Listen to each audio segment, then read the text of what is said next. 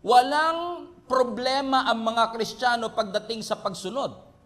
Kapag sinabi nating sumusunod ka ba, lahat ng Kristiyano magsasabi, opo, sumusunod ako. So hindi ito question ng will you follow? Ang question dito is, how far will you go? Gaano kalalim yung diin ng iyong pagsunod sa Panginoon? Kasi lahat sumusunod, pero hanggang saan yung kaya mong sundin sa Panginoon? Bakit nangako ang Panginoon, Old Testament, New Testament, na merong pagpapalang kaakibat ang pagsunod natin? Ano ang sabi ng Isaiah chapter 1 verse 19? If you are willing and obedient, you will eat the good things of the land. Sino sa inyo gusto niyo yung last part ng verse? That you will eat good things of the land. Pero conditional yung blessing. Ang sabi, mangyayari lang that you will eat the good things of the land if you are obedient and willing. Hindi kasi lahat ng obedient willing. Amen? May mga kilala ho ba kayo sumusunod pero hindi willing? Sumusunod pero nagdadabog. Sumusunod pero nagpo-protest. Ang sabi ng Panginoon, if you are willing and obedient, if you are willing to follow God and obey His will, you will eat the good things of the land. Psalm 28 verse 1 and 2. Blessed are all who fear the Lord. Blessed are all who walk in obedience to Him. Bakit? Bakit sila pinagpala? Sapagkat lahat, you will eat the fruit of your labor. You will eat the fruit of God's blessing and prosperity will be yours. Hallelujah. Amen. Kayo lang yata yung pinag-preachan ko ng blessing, hindi masyadong natuwa. Okay, pero sabi ng scripture, kung ikaw ay susunod sa Panginoon, lahat ng may takot sa Kanya at lahat ng sumusunod sa Kanya, sabi ng scripture, mararanasan mo ang bunga ng iyong pagod at yung blessing and prosperity mapapasayo. We have to remind ourselves, promotion comes from the Lord. Amen. Ang tunay na blessing, sabi nga ng scripture, God will not add sorrow into it. Ang tulay na pagpapala, hindi ka papahirapan. So, ibig sabihin, alam natin na ang katagumpayan ng pagpapala galing sa Panginoon. Ang good success, resulta ng ating pagsunod at relasyon sa ating Panginoon. Ang sabi ng Biblia sa Awit 75 verse 6 to 7, pupurgahin ko kayo ng Bible verse. Ano ang sabi ng Awit 75 verse 6 to 7? Dahil ang tagumpay ng tao'y hindi nagmumula kung saan-saan, kundi sa Diyos lamang. Si Lord ang humahatol kung sino ang ibababa at kung sino ang itataas. Sapagkat sinabi mismo ng ating Panginoon, di ba? Ang mga nagmamataas. Kabisado nyo Bible nyo. At ang mga nagpapakababa ay itinataas. Sinong humuhusga? Ang ating Panginoon. Sino nagbibigay ng pagpapala? Ang ating Panginoon. Yun nga lang minsan, marami sa atin, minsan kasi ang blessing may side effect. Amnesia. Amen? Maraming kapag pinagpala na nagkaka-amnesia. Nung nagpe-pray ka pa lang, iyak ka ng iyak, pero nung nakuha na yung blessing, nakakalimutan na yung nagpala.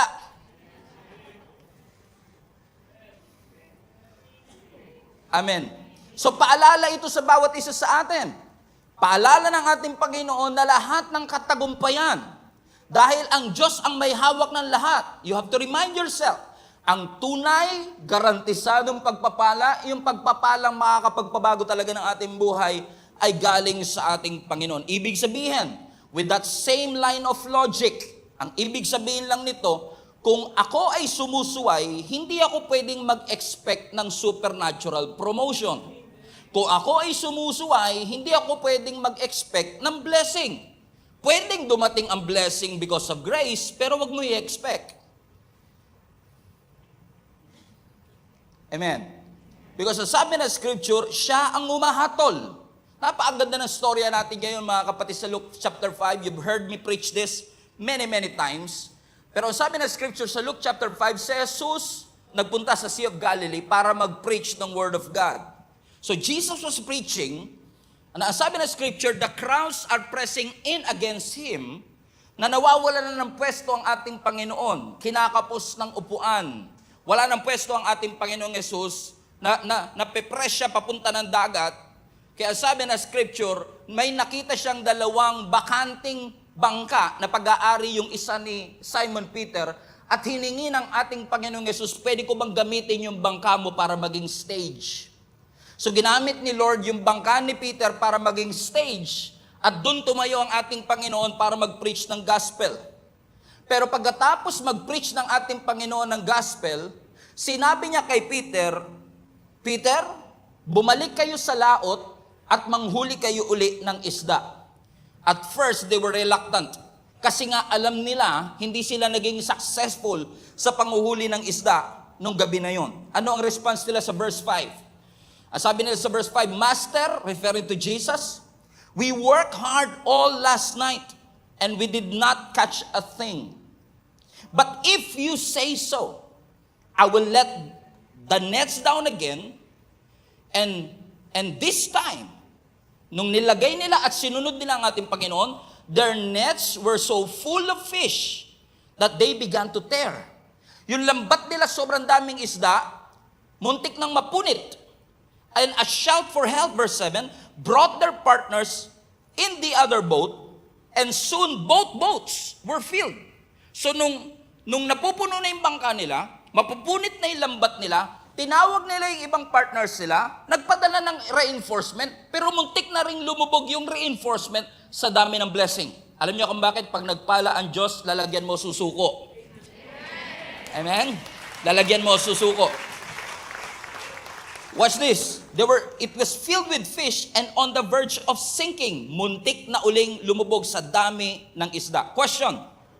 Amen? Alam natin that they tried to catch fish all night, but they caught absolutely nothing. It was very clear in the scripture. Pero sumunod pa rin si Peter, and because they have obeyed, nakahuli sila ng boat-sinking loads of fishes. Sobrang daming isda, hindi kayang i-accommodate ng kanilang bangka. So ibig sabihin, nakaranas sila ng blessing nung sumunod sila. Pero gusto ko lang i-clarify, ang harvest wala sa dagat. Bakit ko nasabi yon? Galing na sila doon kagabi. So wala sa dagat ang harvest. Ang harvest nasa obedience nila. Comprende mga kapatid? Amen? So you have to understand, I'm trying to make a point here, na kapag sumunod ka, amen, may pagpapala. So nung sumunod sila sa Panginoon, nakahuli sila ng maraming isda. At hindi yun dahil sa dagat. Hindi yun dahil sa tubig.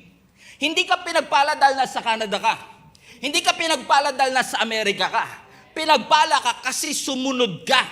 So wala sa location ang blessing. Okay, naalala niyo si Naaman. Si Naaman, for example. Di ba? Isa siyang military leader. Ang problema, may leprosy, may ketong. To cut the long story short, humingi siya ng tulong kay Prophet Elisha.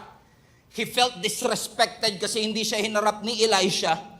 Pero to some degree, out of his desperation, wala siya nagawa kundi sundin ang instruction na lumubog siya sa Jordan River.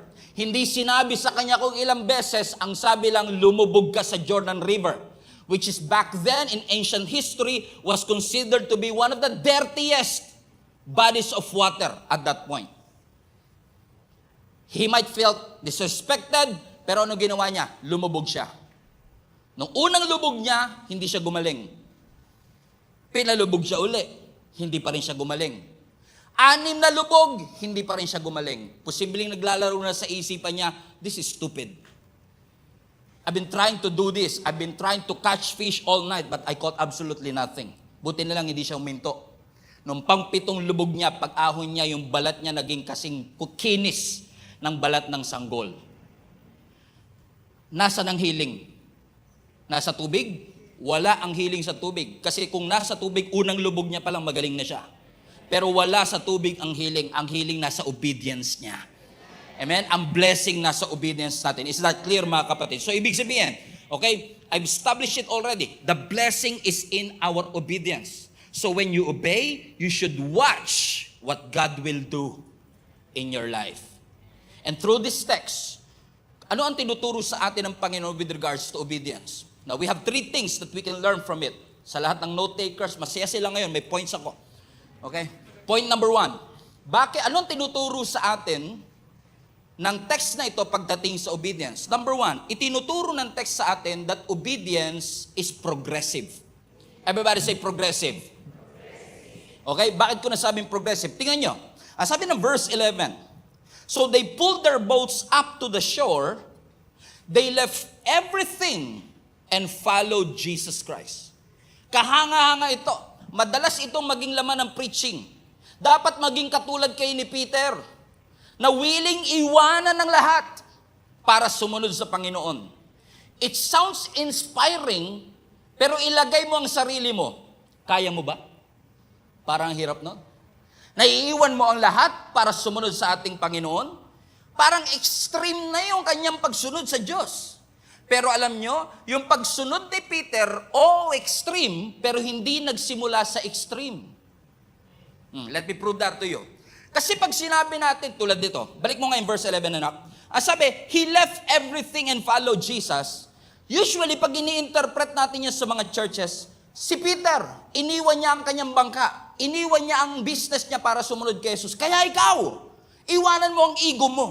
Iwanan mo ang selfishness mo. Iwanan mo ang bitterness. Lord, yes, iiwanan ko na po. Pero siya, hindi lang ego iniwan niya. Yung mismong bangka, yung mismong negosyo, he walked away from the blessing. So that is extreme. Hindi yun basta-basta. Sana nagre-respond kayo, ano? Extreme eh. Di ba? Darating ba sa punto ng buhay mo na talagang willing mong iwanan ang iyong karir para maglingkod sa Panginoon? Yeah. And patawarin niyo ako, pero karamihan, no, nang nagsasabing sumusunod sa Panginoon, willing ako iwanan ng lahat kasi wala namang future yung lahat na iniwan niya. Pero kung may magandang future at opportunity yung bagay na mahirap iwanan yun. Kung sumunod si Peter nung time na hindi siya nakahuli, mas madaling sumunod. Kasi alam niya, si Jesus ang solusyon.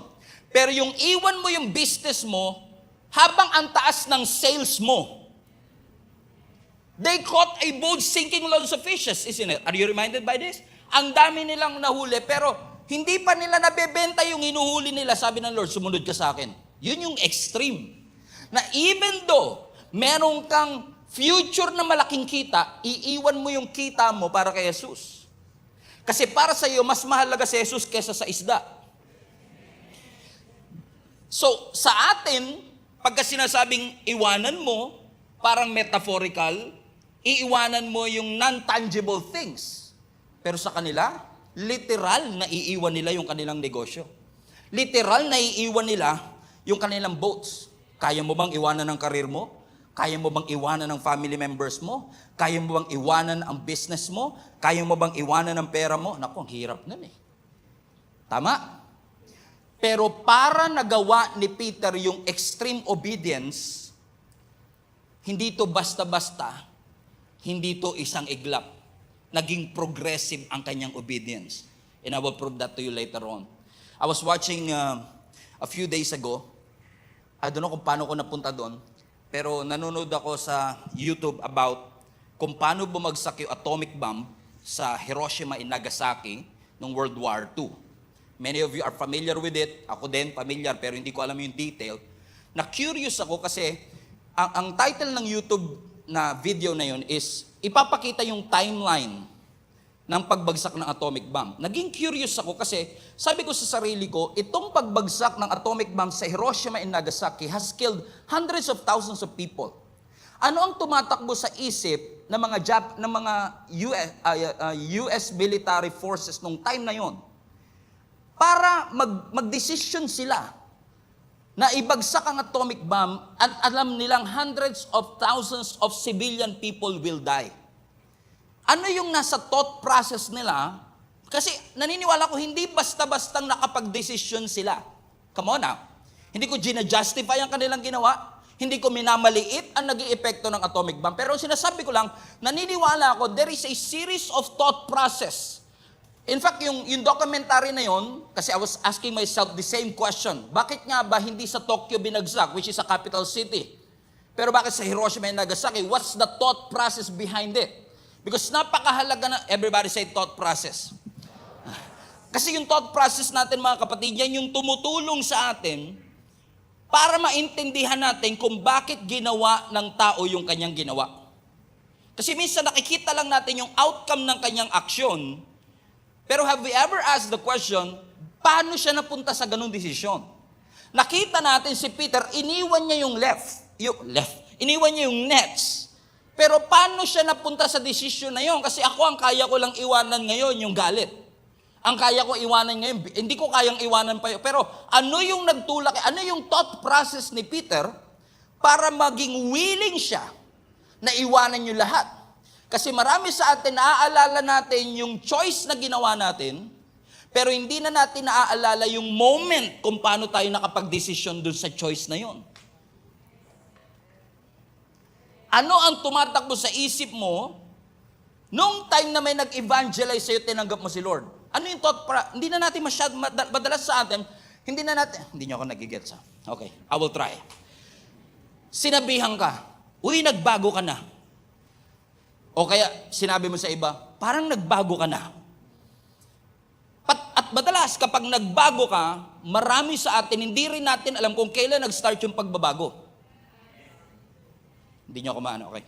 Pumayat ka. Okay, yan, medyo changes yan eh. Pumayat ka. Okay, oo nga no, pumayat ako. Kailan ka nag-start? Oo nga no, kailan nga ba? Hindi mo na maalala yung moment na nagdesisyon ka, pero ang alam lang natin, yung series of decision making na ginawa mo nung time na yon, ang nagdala sa iyo to where you are today. Ikaw man ay gumanda ang buhay, pumangit ang buhay, at some point gusto mo agatin. Saan to nagsimula? At kung saan man to nagsimula, hindi mo to maalala kung kailan mo ginawa, paano mo ginawa, pero madalas naaalala natin na kaya tayo naging ganito ngayon, masama man o mabuti, ay dahil sa mga series of decision na ginawa natin noong mga unang panahon. At madalas, karamihan ng mga desisyon natin, meron niyang magulang ang tawag emosyon. Okay, yung decision may magulang yan, emosyon. Madalas kaya ka nakakapag-desisyon dahil sa emosyon na nararamdaman mo. Okay, na-insulto ka, kaya magbabago na ako. Na-inspire ka, magbabago na ako. So, yung emosyon nagtulak sa iyo sa desisyon. Pero saan nanggaling yung emosyon? Sa isip. So, sa thought process. Comprende? Okay, thank you, Lord. So, from here to action. Amen. So, si Peter, paano siya nagtulak ng action? Ano yung progressive happening para masabi niya na, Lord, iiwan ko ang lahat para sumunod sa iyo. Kasi madaling gawin yung Bible study. Tingnan mo si Peter, nung naranasan niya yung blessing, iniwan niya lahat para kay Jesus. Pero anong nagtulak sa kanya para gawin yon? Kasi madalas sa atin, hindi natin magawa yung malalaking pinapagawa ng Panginoon kasi na-overwhelm tayo sa tindi ng sacrifice na hindi natin nare-realize ang obedience progressive. Amen? Saan ba nagsimula yung iwan niya yung bangka? Di ba nagsimula yung pag-iwan ng bangka nung hiniram ng Diyos yung kanyang bangka? Di ba? So nung sinabi ng Lord Peram, sumunod siya, binigay niya. Ano ang sabi ng verse 3? Balikan natin yung verse 3. Ang sabi ng verse 3, stepping into one of the boats, Jesus asked Simon. It was not a suggestion, it is a command. Ang sabi ng Lord sa kanya, siyang may-ari, push it out into the water. So ang unang command, okay ng ating Panginoon kay Peter, itulak mo ng konti. Madali yun. Anong mas madaling sundin? Yung itulak yung bangka o iwanan yung bangka? Come on now. Ano po ang mas madaling sundin? Yung itulak ng konti yung bangka o iwanan ko na yung buong business ko? Itulak. Kaya minsan tayo hindi maiwan yung pinapaiwanan kasi yung simpleng tulak hindi magawa. Ang obedience, progressive siya. Hindi ka hihinga ng Diyos ng sobrang laking bagay na hindi niya napapatunayan yung obedience mo sa simula. So, kung hindi tayo marunong sumunod sa konti, mas lalong hindi tayo makakasunod sa malaki. Okay, na be real to you. Okay, pwede ba ako maging totoo sa inyo? Minsan may nagsasabi sa akin, Pastor, pag 1 million na yung sweldo ko, magbibigay na akong tithes. Narinig nyo na po ba yan? Amen? Pero kung hindi mo kayang mag-tithes sa 1,000, mas lalong hindi mo kaya yung 1 million. Kasi yung 1,000, 100 lang yon. Yung 1 million, 100,000 yun. Amen? So kailangan, para masabi natin we are really completely following Jesus, hindi ka naman hihingan agad ng Diyos na isang bagay na alam niyang will devastate you. Unti-unti kang tuturuan ng Panginoon because obedience is what? Progressive. So siguro sabi ni Peter, okay Lord, sige, gagamitin mo yung bangka ko. Okay lang, total, nag-aayos pa naman ako ng nets ko eh. Wala namang mawawala sa akin kung gagawin ko to. So it was not really a hard decision, pero hindi porket maliit, incomplete. Okay? Kasi minsan nga, ang liit na nga, incomplete pa eh. So hindi siya partial obedience, ha? Hindi porket maliit ang pagsunod, kailangan partial. Hindi porket maliit ang pagsunod, hindi ibig sabihin halfway. Ang partial obedience, disobedience pa rin. Ang halfway obedience, disobedience pa rin. So nung sinabi ng Panginoon, actually sa NIV to, New King James Translation, ang sabi ng Panginoon doon, put it out a little. So yung obedience nagsimula sa maliit lang. Itulak mo lang ng konti. Pagkatapos nito, ano nangyari? Nag-preach si Jesus, di ba? Pagkatapos mag-preach ni Jesus, anong sabi ni Jesus kay Peter?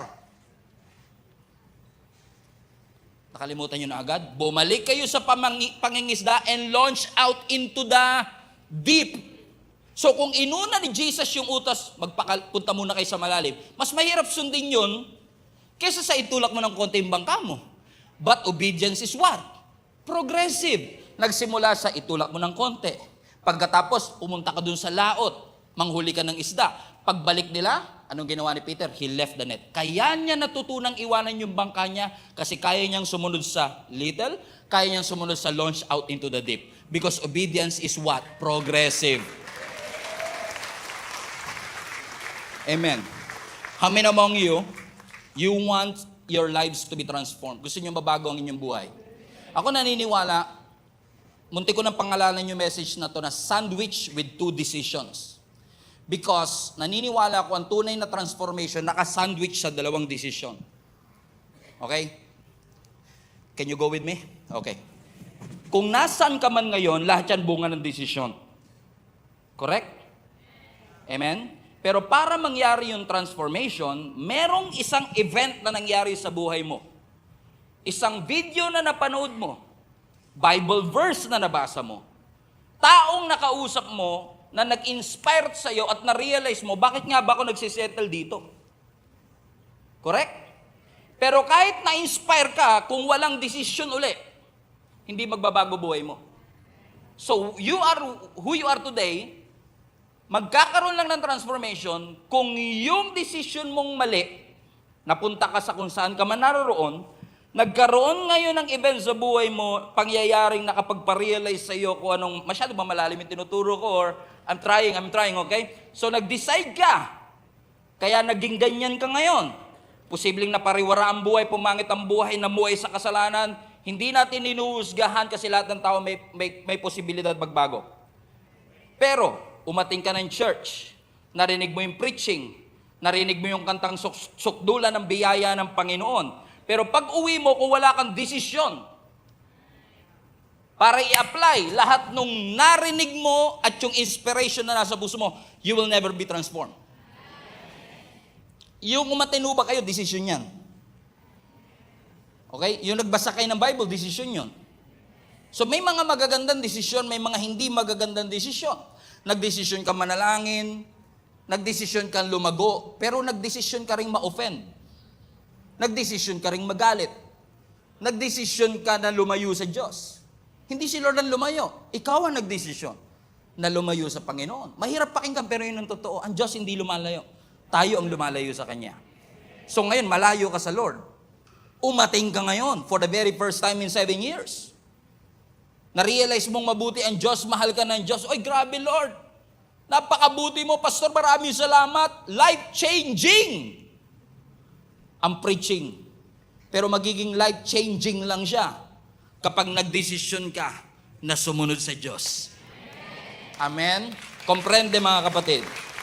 It will only be transformational kapag na-correct yung behavior. Amen po ba mga kapatid? Kasi ako mismo, sinubukan kong takbuhan yung pagtawag ko. Hindi naman ako agad naging pastor eh. Kasi kung halimbawa, bagong-bago akong Kristiyano, sabi ng Lord, magpapastor ka. Parang, Lord, masyado malaki naman agad yung sacrifice. Di ba, nag-aaral pa lang ako, sige mag-aral ka, pero pag graduate mo, akin ka. Parang hirap ka agad. Ang hirap agad, no? Pero alam mo, nagsimula sa desisyong mag-serve. Well, di ko alam na gagamitin ako ng Panginoon at i-give up ko ang karir ko para magtrabaho sa Kanya full-time. Never. Kasi kung sinabi na kagad ng Lord yun, nung una palang encounter namin sa Kanya, bakit tinakasan ko siya? Kasi nung alam ko ngang may pagtawag ako, tinakasan ko siya eh. 3 years kong tinakbuhan. 3 years namin ni Jenny tinakbuhan ang pagtawag namin para maging pastor. Pero we have to make a decision. If we want our lives to be transformed, we have to make a decision. Alam mo, bago ako naging youth pastor, 15 years old pala ako, alam ko magiging youth pastor na ako. Alam ko magpapastor ako. Sa parampalan ng pananamit ko, yung polo ko hanggang dito, sarado. Ako ang laging Jesus sa mga drama. So at some point, may clue ako eh. Tinatawag ako ng Lord magpastor. Pero dahil ang tatay ko, pastor, alam ko, hirap ng pagiging pastor. 15 years old, kinonfirm ng Lord, magiging youth pastor ka, pero tinakbuhan ko. Pag tinatawag akong pastor, di ako maatin ng next youth service. Seriously. Because I cannot commit myself. Then all of a sudden, divine encounter came. Dati ang pangalan pa niyan, Encounter God Retreat. Divine encounter came. That moment, I still remember that. In fact, yung teacher nung divine encounter na meet ko, nung nagkaroon kami ng convention just a few weeks ago, and I told him the story. Alam niyo ba that I was trying to run away from the Lord for 3 years. And then I attended an event, Encounter God Retreat, and I encountered God that day. And God confirmed it. At sinabi ng Lord, wag ka nang tumakbo sa akin, hindi mo ako matatakbuhan. And immediately, I accepted the assignment. What am I saying, mga kapatid? Kahit na napakaganda ng event, tumulo ang uhog mo, nagbayad ka ng 300 para sa divine encounter, kung hindi magkakaroon ng decision afterwards, your life will never be transformed. Amen? So ano ang mga bagay na pinapagawa ng Lord sa'yo? Kasi posibleng ngayon, habang nakikinig ka, this is a moment of realization. O nga Lord, ba't ako nagsisettle for less? Pero yung decision mo na yan, after the realization, ang mas mahalaga. After mong ma-realize kung anong mali, anong pagkukulang, anong dapat kong i-correct, yung decision mo pagkatapos na yun, ang hindi kalendaryo natin ang magbabago ng habits natin. Uy, January 1 na, magbabago na ako. Okay, New Year's resolution, hindi ka mababago ng January 1. Yung decision mo nung tumalong ka. Okay. Yung decision mo after ng Buena Noche, what you call that? No, yung January 1, Media Noche. Yung decision mo nung araw na yon, hindi yung pinangako mo ang makakapagpabago ng iyong buhay. Bakit? Ang obedience kay Lord is a learning process. Hindi tayo ipinanganak na automatic kagang may desire kang sumunod sa ating Panginoon. Pero, ang obedience mas dumadali kapag lagi mong ginagawa. Naging madali na kay Peter yung iwan ng kanyang bangka kasi yung dalawang naunang utos nagawa ni Peter. When I started na mag-volunteer 24 years ago, yung amount ng sacrifice na ginagawa namin ni Jenny ngayon, compare sa amount ng sacrifice na ginawa ko 24 years ago, napakalayo. Kasi noon, mag-commit ka lang 2 hours in 1 week, okay na. Kahit pa nga matulog ka during preaching, pwede. Kasi hindi naman ako kikidlatan ni Lord Pagka natulog ako habang nagpipreach yung pastor, kasi kung gano'n, ang daming kidlat ngayon. Hindi naman gagawin ni Lord John. Pero, hindi ko inakala na darating yung araw na sa series of obedience mo for 14 years, tatawagin ka ng Lord para maging pastor. And 10 years later, more than 10 years later, here I am today. Here we are today. Amen? The amount of sacrifice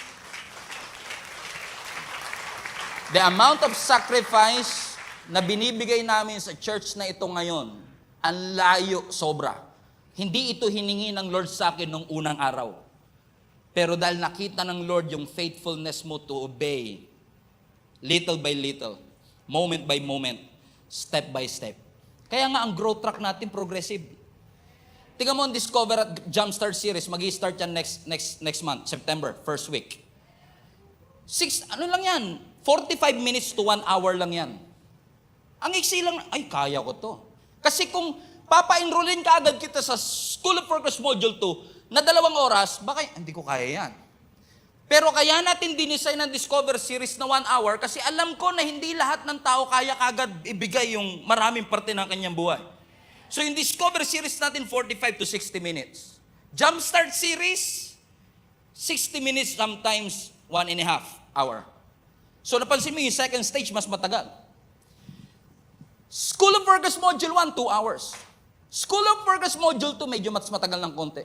School of Progress Module 3, pahirap ng pahirap, patagal ng patagal. Divine Encounter, 2 days.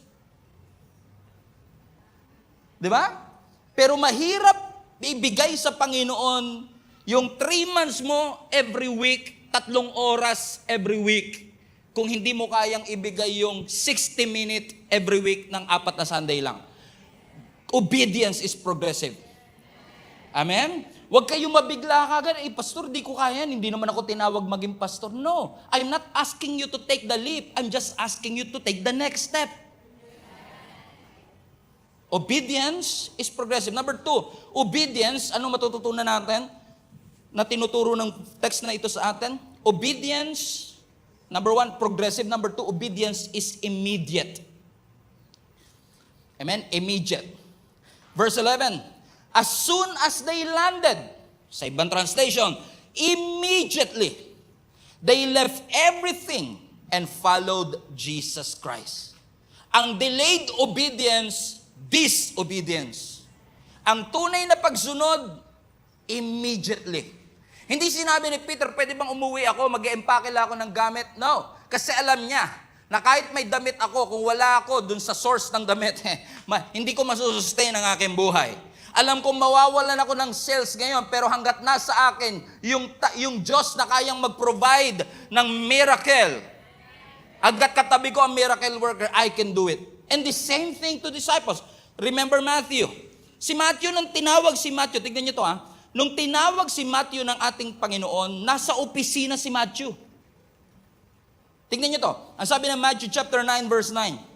As Jesus went on from there, by the way, galing siya sa isang matinding miracle, and when Jesus went on from there, he saw a man named Matthew, watch this, sitting at tax collector's booth. In case you don't know, si Matthew ay tax collector.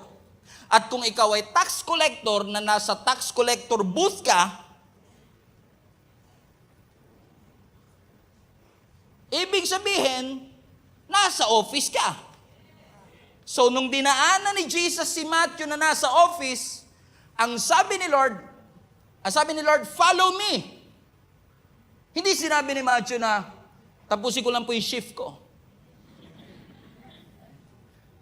Sinabihan po ako ng boss, mag-OT ako ngayon. Hindi. Ang sabi ng scripture, Matthew got up and follow him. Tumayo siya. Hindi ko sinasabi, okay, listen. I'm not saying na bukas,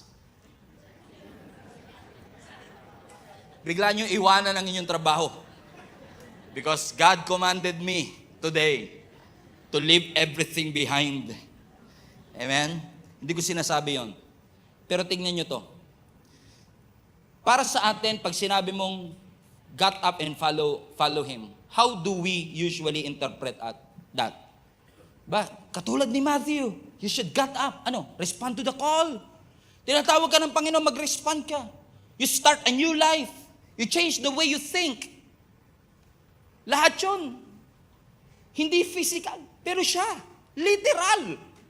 Brad, nakaupo. Literal. Boss, I resign, I quit, Pam. I follow Jesus. Amen? This is a literal obedience, yo. So hindi ito katulad natin, respond to the Lord, na pwede mong gawin ng Wednesday. Na pwede mong gawin next Sunday. O mag-join ka ng link up group next month. Mag-join ka ng growth track next year. As sabi ng scripture, obedience ni Matthew is immediately. He literally left his job. Sa mata ng tao, napakabilis naman. Napaka-impulsive naman. Wala ka bang plan B para sumunod? Kaya ako nasasabi yan kasi ako ganun eh. Kaya tumakbo ko ng 3 years, trinay ko mag-ipon ng 3 years. Nagkaroon ako ng plan B for 3 years. Kasi takot ako na mangyari sa akin ang nangyari sa mga magulang ko. Pero alam mo, nagawa ko nga, nakapag-ipon niya ako, pero nung naging pastor ako, pinag-give up naman lahat ni Lord. Alam niyo kung bakit? Kasi ang gusto ng Panginoon kapag sumunod ka, yung faith mo wala sa ipon mo, yung faith mo wala sa security mo, ang faith mo nasa Diyos. Amen? And that is immediate. It is quick. It is impulsive. Pwede sinasabi ng mga ka-office mate niya, Math, you are impulsive. Wala ka mang backup plan. Sino ba yung sinusundan mong Jesus? Oo, sinabi niyang Messiah siya, pero wala pa yung napatunayan. It sounds stupid, it sounds illogical. Pero pero mangyayari lang ang obedience na immediate kapag na-realize mo ang kung sino ang Diyos sa buhay mo. That's why our perspective of who God is ay merong malaking contribution sa ating obedience. Hindi ka susunod hanggat hindi mo na-realize na ang Diyos magpo-provide. Hindi ka makakasunod hanggat hindi mo na-realize that yes, my company can give me salary, but only God can sustain me. Even in an economic crisis. Obedience is what? Immediate.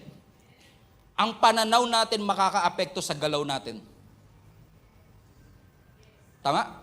So yung perspective mo ang makakaapekto sa yung response. Hindi ka makaka-respond kapag hindi mo nakikita, hindi ka nagkakaroon ng view of God who will sustain you.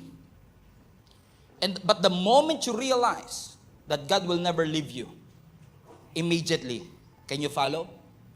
Kaya hirap tayo minsan sumunod, kaya dinedelay natin minsan ng obedience kasi alam natin na yung ine-enjoy natin ngayon, maaaring hindi mo na magawa pagka sumunod ka kay Lord. Kaya sasabihin mo, enjoy ko lang muna. Wala pa naman eh. Hindi pa naman bumabalik si Lord. And what you're doing is not obedience. That's delayed obedience, which is actually what? Disobedience.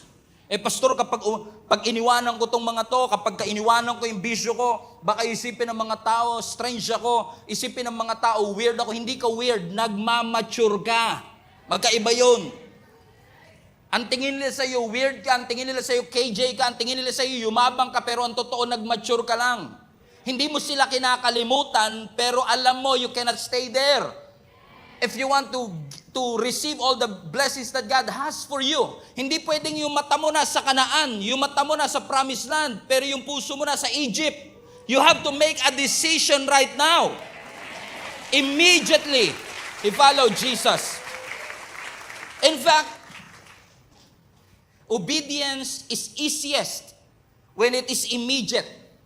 Na minsan nakukonsume yung oras natin ng paano ko ba figure out ang kalooban ng Lord? Paano ko ba maiintindihan ang kalooban ng Lord? Instead na gawin natin ang kalooban ng ating Panginoon. And I'm not saying that kasi hypocrite ako, self-righteous ako. Kasi sabi ko nga sa inyo, di ba? 3 years din akong tumakbo. Na ngayon pinagsisisihan ko, what could have happened kung nung umpisa pa lang sinunod ko ng Panginoon? I just wasted 3 years. Dito rin naman pala ako babagsak. Tinakbuhan ko ang Panginoon, hindi ko pala matatakbuhan. You can run away from God, but you cannot outrun God. Pwede kang tumakbo sa Diyos, pero hindi mo siya mauunahan. Hahabulin ka ng pagtawag mo. Whew. Pastor, nag-aantay lang ako ng tamang panahon. Nag-aantay lang ako kung anong ministry. I'm just waiting for, I'm waiting for the move of God. Wow. Question. Are you really waiting? Or you are just hiding? Magkaiba yung waiting sa hiding. Pinagtatakpan natin yung pagtatago natin at sinasabi natin nag-aantay lang tayo. Hindi ka nag-aantay, nagtatago ka. Do not say no when God told you to go. Obedience is immediate. Dami na papailing, tinatawag magpastor.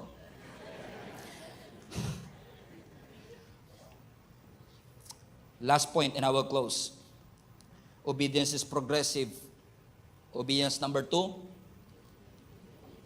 immediate. Number 3, obedience is a choice.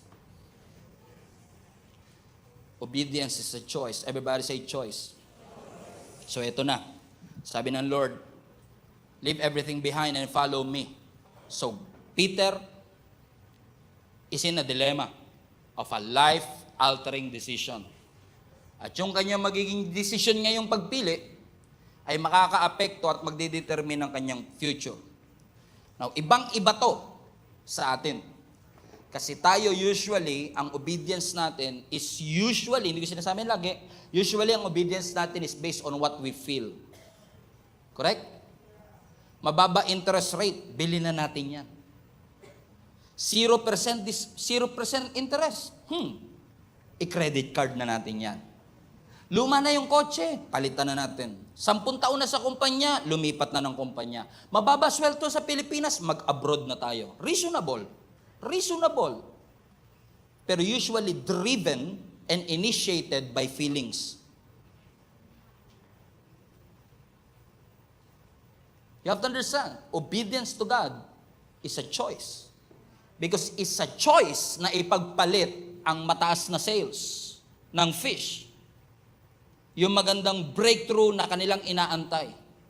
I could imagine na never pa nangyari kay Peter na nakahuli siya ng halos lumubog yung bangka niya sa sobrang dami. Kasi kung nakahuli na siya ng ganun at nagtawag pa siya ng backup, malamang ang gamit niyang bangka mas malaki. Pero there is a strong possibility that he never experienced such harvest ever in his life. Amen? Nung bumalik siya dun sa laot, hindi dahil wala siyang choice. Pinili niyang sundin ang Panginoon kahit illogical. Mainit na, Lord. Ang mga isda nasa ilalim na, hindi abot ng lambat yan kasi umaga na. Kung manguhuli tayo, dapat gabi kasi yung mga isda medyo mababaw, kayang-kaya ng lambat. In a logical sense, si Peter being an expert in fishing business, pwede niyang idahilan sa Panginoon, Lord, kaya yan, pero mamayang gabi, pwede ba magpahinga muna kami? After all, he had a difficult decision to make. Mahirap ba magdesisyon na iwanan yung isdang maraming huli at sumunod kay Jesus? Yes. Pero mahirap ding sumunod kung galing ka sa frustration na hindi ka nakahuli nung gabi na yon. Tapos papabalikin ka ng Panginoon para manghuli uli. So he had a difficult choice. Agree ako sa pareho. Mahirap sumunod kapag ka nasa momentum ka at nasa peak ka ng karir mo. Yan ang lagi sinasabi sa akin noon eh. Ba't ka ngayon ka magpo-full time, nasa peak ka ng karir? Mahirap yon. Pero kung sinabi ng Diyos, gawin mo. Pero mahirap ding sumunod sa Panginoon kung sunod-sunod ang frustration mo, galing ka sa isang gabi na sinikap mo lahat pero wala kang nahuli, tapos sasabihin ng Lord, bumalik ka at manghuli ka uli. Ano ang sabi ni Peter? Luke 5:5 again. Master, we have worked hard all night and we haven't caught anything. But because you said so, I will let down my nets. It was a failed night. It was a fruitless night. Si Peter, si James, and si John are still recovering from a long, frustrated night. Buong gabi silang nanghuli, wala silang nahuli. It's a rough night, fruitless labor. But they obeyed anyway. Sumunod pa rin sila kahit frustrating. Kahit na logically, naiintindihan ni Peter kung kailan dapat manghuli para maging productive ang panghuhuli. Na kung titignan mo, balik mo ulit yung verse 5, anak. Yung sinabi ni Peter, na, Jesus, we have tried to catch fish all night but we caught nothing. But because you said so. But because you said so. Parang duda pa si Peter eh.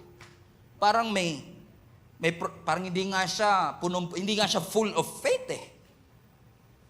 Tama ba mga kapatid? Kasi mahirap talaga sumunod pag yung hinihingi sa'yo, alam mo, hindi mo afford eh. Pero sabi niya, pero sige Lord, but because you said so. Even though galing lang ako sa frustration, galing lang ako sa iyak, galing lang ako sa pagbagsak, galing lang ako sa failure, but because you said so. Gagawin ko. Kaya mo ba sumunod sa Panginoon? Kahit galing ka sa pagbagsak? Kaya mo bang sumunod uli sa Panginoon kahit galing ka sa pagkalugi? Kaya mo bang magtiwala uli sa Panginoon kapag galing ka lang sa breakup, galing ka sa failure, galing ka sa mess up? Na masasabi mong nasasaktan ako but I will obey anyway. Naku-confuse ako but I will obey anyway. Pagod ako, sabi ni Peter, but I will obey anyway. And when they obeyed, let me tell you this, nung sumunod sila kahit frustrated sila, they saw something that they've never seen before. And let me close with this. Sabi ng verse 6, when they had done so, nung sumunod sila, they caught such a large number of fish that their nets began to break. So were James and John, the son of Zebedee, Simon's partner, pati mga kaibigan niya, business partner niya, sumunod na rin. Then Jesus said to Simon, don't be afraid, from now on, you will fish for people.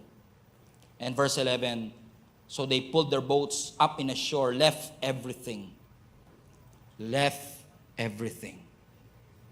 Iniwan niya ang lahat. Listen, yung maraming huli, may promise ng yaman. May promise ng benta. May pangako, yung huli niya na yun, hindi na kami magugutom for another month or so. Pero iniwan ni Peter yung pangako ng yaman sa pangako ni Lord ng security. That's why it's called faith. Hindi logical na sabihin, ba't mo iiwan yung trabaho mo? Laki ng sweldo mo. Ba't kailangan mo gawin yan? Bakit kailangan mo magdesisyon ng ganito? It's not logical for you to leave the promise of wealth and abundance and follow Jesus because He has a promise of security. Ang sinunod ni Peter, hindi yung karamihan hindi niya sinunod yung dami ng isda. Ang sinunod niya yung security na meron siya kapag kasama niya ang Panginoon. Ano kung bakit minsan hirap tayong sumunod sa Panginoon at parang hirap tayong piliin ang Diyos kesa sa isda? Kasi ang hanap natin security. Security. Security. Yung secure ako sa future ko, the moment na nakikita ko yung bank account ko, laging 6 digit, at as long as 6 digit siya, secure ako. And you don't realize that security can be an idol. It can be an idol. Your security must be found in Jesus and Jesus alone. Ang security natin wala sa resource, ang security natin nasa source. And Jesus is the source of everything. Have you forgotten yung sinabi niya that Jesus, our God, has given you the ability to acquire wealth? Why would you settle for wealth? Kapalit ng ability to acquire wealth. Come on now. That's a difficult choice to make. That's why obedience is a choice. Choice of what? Choice to trust the Lord. Not my fish, not my bank account, not my education, not my experience, not my connection. Obedience is trusting the Lord that whatever He has for me, maaaring hindi kayang pantayan ng ako personally, maaaring hindi kayang pantayan ng allowance na binibigay sa akin ng church yung dating sinusweldo ko nung nagtatrabaho pa ako. But I'm more secure today than what I felt before. Because before, contractual ang trabaho ko. Yung kay Jesus, covenant. And as long as I have a covenant with God, as long as I lean on and I hold on to the security that God has for me, kahit na ang laki ng puhunan, ang laki ng sakripisyo, talagang malaki ang puhunan ng pagsunod. Kahit malaki ang puhunan, willing mong iwanan. Willing mo sabihin, yes Lord, susunod na po ako. Hindi yung susunod ka pero maglalabas ka ng calculator, compute mo muna kung ano yung mawawala sa iyo. Hindi ganun ang obedience. Ang obedience by faith, binibitawan mo yung calculator mo, sinasabi ko, alam kong lugi ako sa ngayon. Pero alam ko, nag-i-invest ako sa eternity ko, ng pamilya ko, ng lahat ng mga taong aabutin ng Lord sa pamamagitan ng buhay ko. Hindi madali. And life is not supposed to be easy. But when you hold on to that principle, God will open more doors. And this is a true story. Isa sa mga member natin sa church, influential, inoferan siya, dahil influencer din, artista, influencer, inoferan siya, kinukwento niya sa akin to, inoferan siya na mag-promote ng sugal sa kanyang social media platform. Alam niyo, ang pangako, kapag i-promote mo lang, i-post mo lang once a week, bibigyan ka namin ng 2 million. Pag walang-wala ka, yung 2 million, ang laki nun eh. Para kayo kasi, hindi kayo affected kasi million-million ng pera nyo. No? Sana all. Pero siya, 2 million, nakakasilaw. Pero alam mo, sabi niya sa akin, kung hindi ko pakilala si Lord Pastor katulad noon, ang dali kong sabihin yun. Okay? Pero hindi ko rin alam kung ano nagbago sa akin, Pastor. Na nung time na yun ang in-offer sa akin, may uneasy na sa puso ko. Na alam kong pwede kong kumita, pero mas pinili ko na maging mabuting example sa lahat ng mga taong sumusunod sa platform ko. So, dinicline ko. Pikit mata, Pastor, dinicline ko. Ang hirap ng choice na yon. Kapag may pangakong 2 million, kasi pag walang security, mas madaling bitawan.